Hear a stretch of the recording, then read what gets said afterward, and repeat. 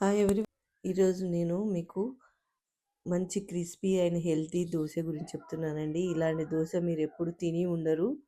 చూడండి, ఈ మైసూర్ పప్పు తీసుకున్నాను. దాన్ని 2 సార్లు క్లీన్ చేసేసి పక్కన పెట్టుకోవాలి. ఒక 5-10 నిమిషాలు నానితే సరిపోతుంది.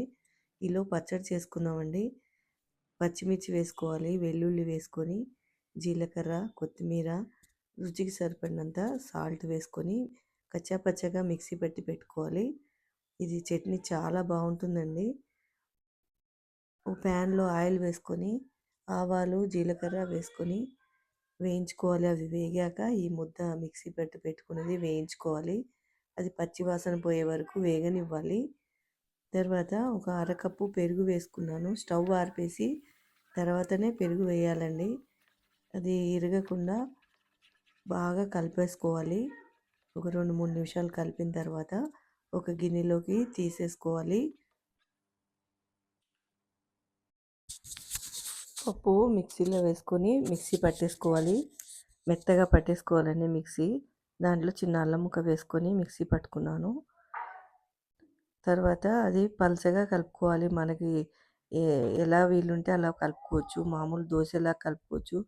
బ్యాటరు బాగా పలచగా కూడా కలుపుకోవచ్చు.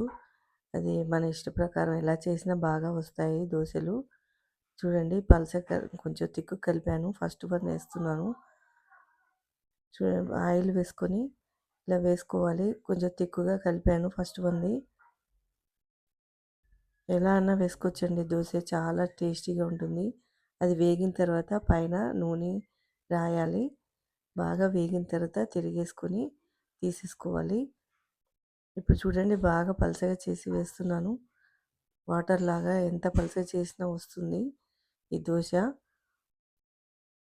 అది వేగిన తర్వాత వెనకకి తిప్పనవసరం లేదు, తిరిగేసుకొని తీసేసుకోవడమే. ఈ చట్నీతోటి తింటే ఎంతో సూపర్ టేస్టీగా ఉంటుందండి. ఓసారి మీరు తప్పకుండా ట్రై చేసి చూడండి. Thank you for watching.